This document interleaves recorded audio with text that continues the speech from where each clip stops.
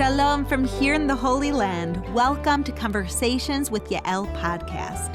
I'm your host, Yael Eckstein, President and CEO of the International Fellowship of Christians and Jews. Each month, I will invite leading thought leaders, pastors, rabbis, and other influential guests to discuss the importance of Israel in the world today. For those familiar with my weekly podcast, Nourish Your Biblical Roots, which explores the Jewish roots of the Christian faith, this podcast takes that understanding and translates it into ongoing support for Israel among Christians and the critical need to nurture that support with the next generation of Christians. Join me now as we begin this important dialogue. This month marks the 40th anniversary of when my father, Rabbi Yael Eckstein of blessed memory, founded the International Fellowship of Christians and Jews. It was the fulfillment of my father's vision of bringing Christians and Jews together to help millions of Jewish people in need in Israel and around the world. In those early years, my father was joined in his efforts by Christian ministers such as Pat Robertson and Dr. Jerry Falwell, but other key support that launched the fellowship onto a national level and established my father among the Christian community came from an unlikely source, a Hollywood celebrity who had reached millions of music enthusiasts through his popular and gospel music, the legendary Pat Boone. He's a singer, actor, TV host, producer, songwriter, author, motivational speaker, record company head, humanitarian, family man, and that's just to name a few. And at the remarkable age of 88 years young, Pat continues a busy agenda, running his own record company, featuring what he refers to as a senior tour for legendary singers like himself. In his long career, Pat has sold more than 45 million records. He has 13 gold singles, 2 gold albums, and has recorded more than 2,300 songs. He has hosted his own TV show and has starred in 15 movies. He has 3 stars on the Hollywood Walk of Fame, and in 2003 was inducted into the Gospel Music Hall of Fame. But to me, what makes Pat truly great is his tremendous love for Israel, his amazing friendship with my father, and his unfaltering support for the work of the fellowship. When my father came to him in 1992 to make an appeal to evangelical Christians to fund the freeing and transporting of Jews to Israel after the Iron Curtain fell, Pat stepped up and hosted a TV special while the doors are still open. The Christian community responded immediately with incredible donations and pledges of support. It's a partnership that has only grown in the years that followed. Pat, I could go on and on and on. I only said a small percentage of everything I think about you and all of your accomplishments, but you've been such a great friend to my father, which for me, it all goes back to that. And I'm so honored to have you on the podcast today. Well, listen, it's been great. The time is gone now, but maybe we can do this again sometime, y'all. I used up all my time on your introduction, but I'm definitely not the first. Anyway, it's great to relive a lot of that because all of it's true. And when I met your dad, he was a much younger man, and so was I. And the idea of asking Christians to support the program of bringing aged Jews from behind the Iron Curtain to dwell in the promised land while they were still alive just really resonated with me, as it did with Pat Robertson and so many Christian leaders. And so when he asked if I would co-host that first special, of course, immediately I said I would, and we did. And that launched the program, which has absolutely made history. It's grown and developed. Well, it's hard to compare it to anything else. It's been so fast. It's been so large. I mean, the numbers are staggering of the aged Jews in all parts of the world who we've helped. And you've been to see them, and through the TV, of course, we visit them in their squalid circumstance. And then again in Israel, where they actually don't just come to the Holy Land, but they have places to live and people to support, and it's just miraculous. It's just wonderful, and I'm pleased to be part of it. Oh, you are an inspiration. I remember it feels like yesterday, actually, that we were in Israel together. And I say it feels like yesterday, but it was also a lifetime ago. It was when your beautiful, amazing, beloved wife was still in this world and when my father was still in this world. So it feels like yesterday, and it also feels like a lifetime ago. And I have a strong feeling, a virtual belief that the two of them have bumped into each other in a wonderful place, and they're reliving and rejoicing over what happened then and what's happening now. I really do. And in our home, we've lived in 63 years now. It's just me, my dog Shadow, me and my shadow, all alone and feeling blue, and three housekeepers who take turns. They're not all here at once, but take care of me. And I feel Shirley's presence everywhere, as I'm sure you feel your dad's. And I have come to the conclusion that this world of the spirit is just as real as the physical world, because there are many examples in the Bible, in what we call the Old and New Testaments, in both of them. So throughout the whole Bible, there are instances where the spirit world overlaps into the physical world. And so, in fact, let me tell you one quick thing. After Shirley did pass, and she was living in this den where I'm sitting now for the last 6 months in hospice, and we knew that moment was coming, and my four daughters and I were standing around the hospital bed when she slipped away. And we were singing one of our precious songs, Blessed Assurance, this is my story, this is my, and Yael, I mean, your dad could have sung this with us because he knew it. This is my song, praising my Savior all the day long. And we were holding that note to see if she would take another breath, and she didn't. So she slipped away into heaven while we sang by and over her blessed assurance. And about a week later, we were having a memorial service, of course, at the big church where we have been members for 45 years. And my four daughters were in another upstairs room rehearsing to sing a song, precious hymn song about glory. And as they were rehearsing, we had other family here in this room.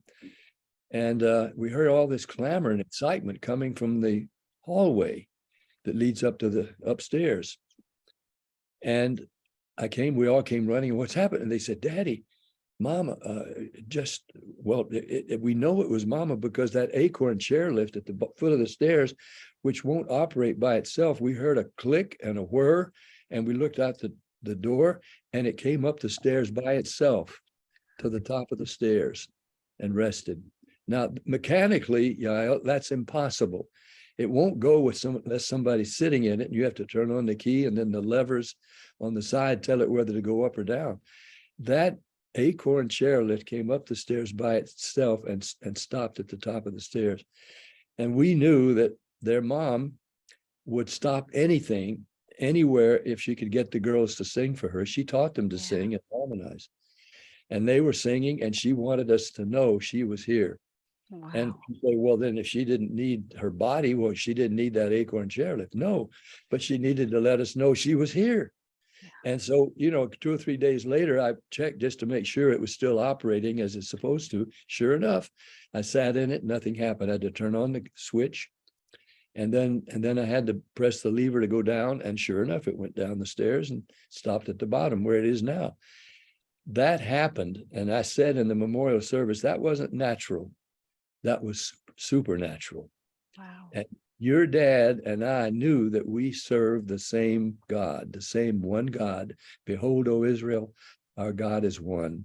We knew, and now he and Shirley both met him face to face.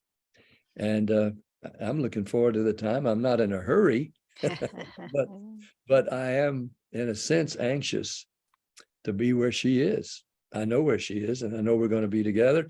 And Yael, your dad, is there already. Pat, there's so much there that is so moving to me. The story about Shirley and going to be with your girls as they were singing, it reminds me of the story of Moses and the burning bush. That I Yes, always think how many people walked past that burning bush but didn't stop to look, but didn't stop to realize that it wasn't consuming. And in today's day and age, where we're so consumed with media and our phones and our computers and so distracted, the story that you told, which is obviously so miraculous, to me, what stands out just as much is how you and your daughters were present and conscious in order to see it. Because I think God does miracles for us all day, every day. And I think our loved ones are constantly sending us signs and sitting on our hearts and giving yeah, us direction. We just have to have the eyes to see it. yeah. And my understanding of that burning bush may be a little different than yours. I don't think it had been burning until Moses got there. Mm-hmm, Moses mm-hmm. got there, and God wanted him to know, I'm here too, I'm Moses. here with you. He spoke to I'm him here. through And that. of course, he couldn't ignore that bush that was burning and not being consumed. And then the voice of God spoke to him, and they had a wonderful meeting there Yeah. on top of the mountain. And Moses was reluctant, as you remember. He said, "I'm not a good speaker. I'm I have a 100. lisp. Yeah, and I'm 120 years old, and I'm tired." And God says, "Look, I'll let your brother Aaron. He'll speak for you. He can speak for you. But you two are going, and you're going to tell Pharaoh, let my people go." And Moses, but I love that. That's a segue into your song. No, that's a segue into you giving us a VIP version of Let My People Go. Yes, it's the second. God gave me the words to the second Jewish national anthem. Wow. This land is mine. God gave this land to me.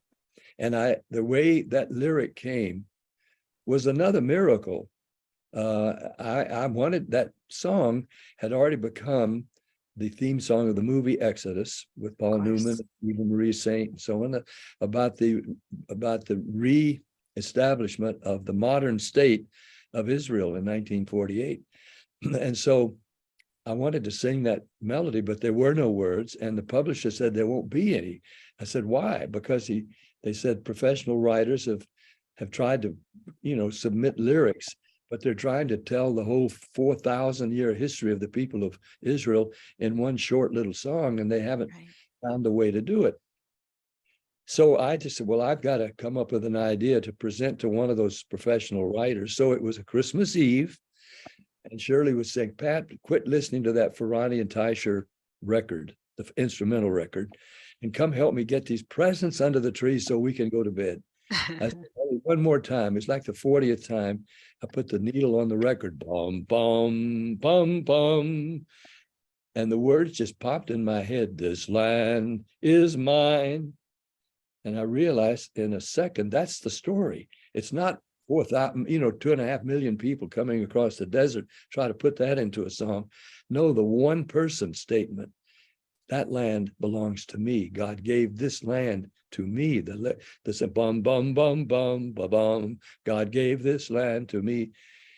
And I grabbed something and started writing. I didn't want to forget the words that were coming. It's like I took dictation. Yeah. I wrote in 20 minutes, I had written the lyric to Prophetic. it just came to me, and I wrote it down as quick as I could.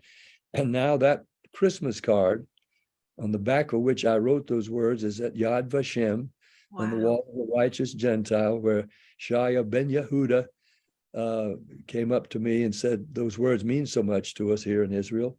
We want every Jewish child to know those words. They may not be able to sing that song. It's not easy to sing, but it's beautiful. And we want every Jewish child to know the words that you wrote, Pat Boone. And that was one of the most significant moments in my whole life. And yet it was, again, just a supernatural thing. I didn't set out to accomplish that. It happened through me. Through you. Wow. And so now, I have been able to visit Yad Vashem again, and I see the Christmas card on which I scribbled the words, and to think that for this Christian kid, but adopted Jewish kid, as I always call myself, I'm an adopted Jew. I wear my Chai and my Magen David here all the time. and have for many years. And at the gym, where sometimes that's all I have on is this. One of the guys said, "You're Jewish?" I said, "Yeah." "Pat Boone, you're Jewish?" I said, "I'm an adopted Jew. Yes, that's why I wear this." And Wow. that's been my, not just my statement, my belief. I know I am. Anyway, that's Unreal. why I'm so supportive of the Yeah. fellowship of Christians and Jews, because we serve the same God. We are brethren and sisters. Amen. We are landsmen. We are kinsmen. And so we have to take care of our family. I'm just part of the family. Hine ma tovu manaim shevet achim gam yachad. How good and pleasant it is when brethren dwell together in unity. It's Psalm 133 in 133. Yes, practice. listen, since you brought that up, and I knew that already, at my family's first Passover, Pesach, in the Diplomat Hotel, I think it was in outside Jerusalem. And there were 800 pilgrimage Jews there from all over the world. Next year in Jerusalem, well, for 800 of those Jewish people, it was next year. Yes. And Shirley, my wife, and my 4 then teenage daughters were all enjoying our first Pesach there. And as it was going on, we were off to the side where most of the people were in the big ballroom, and a rabbi from New Jersey was conducting the Pesach, the ceremony, and a Jewish cantor, was singing. So I get a message brought to me, and the message says, "The Haggadah is Haggadah." Is that the way you say it? Exactly. Is a living thing, and we want to write a new chapter in it. Would you come sing Exodus for us? Wow. I said, "Well, I don't have any music."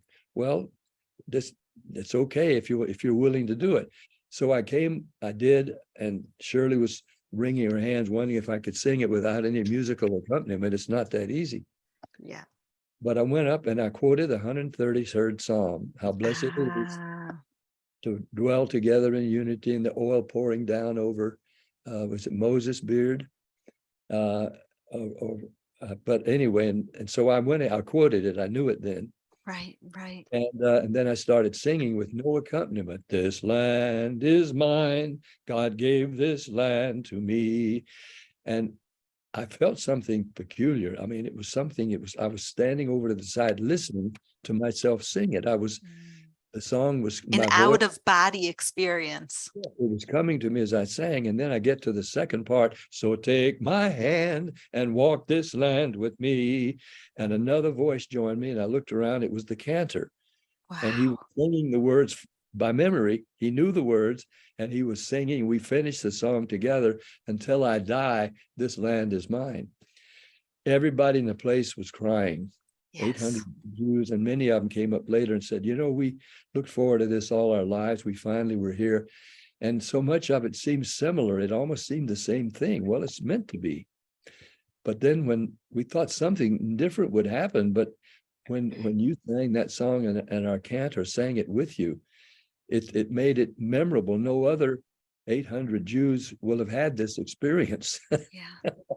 And it was because I was able to come up and just sing that song at that Pesach, and it was unforgettable for me, my family, and it brought your dad and me even closer together. Yeah. Having those experiences. And I mean, that's what Romans says, right? Realizing that the Christians are grafted into the rich olive tree of Israel, and Pesach, Passover, and retelling the story, and this land was given to me. Those are all the roots of this olive tree. Definitely. Yes, we are brother and sister. We serve the same one God. And your dad knew it so well. We were visiting only places in Israel when your dad came to us on one of our tours. But I said something about him on the tour bus when he got back on. And I said, a scripture just came to me. When Jesus was choosing his disciples, one of them was named Nathaniel. And he described Nathaniel as a devout Jew in whom there is no guile. In whom there is no guile. And he became one of what we call the 12 apostles. And that was your dad. There was no guile, no pretense about him. It was all loving and absorbing and accepting. And he knew more of our New Testament scriptures than many of our tour, the people we were bringing along on the tour bus.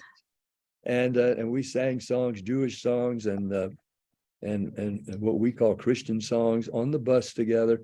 And then he played the guitar and sang for us, and would take us. I'll never forget our last Passover, which was there with your dad. And I remember what he sang to your mom. And for all of us, we were all in tears as he reenacted all the things that happened just on a normal Shabbat night.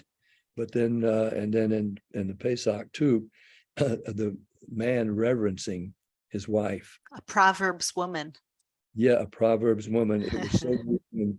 And it was a tour that I was hosting along with Mike Huckabee.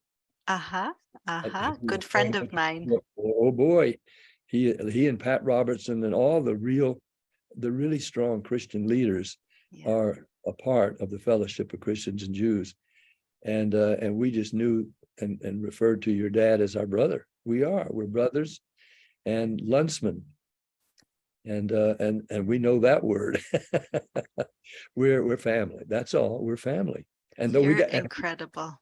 We have to take care of our family. Yeah. And these elderly people, these women that are barely surviving on crumbs and not even enough income or money to put wood in the fire. I mean, you go there, you put on warm clothes and you go there like your dad. And you bring us there to see these people in their poverty. And we have to reach out and give them what they need now. And then whenever possible, bring them to live their last moments and last days in the promised land. You've been such a inspiration to me, I know, to my father of blessed memory, who, when you were growing up, was your inspiration, and how did this love for Israel and the Jewish people begin?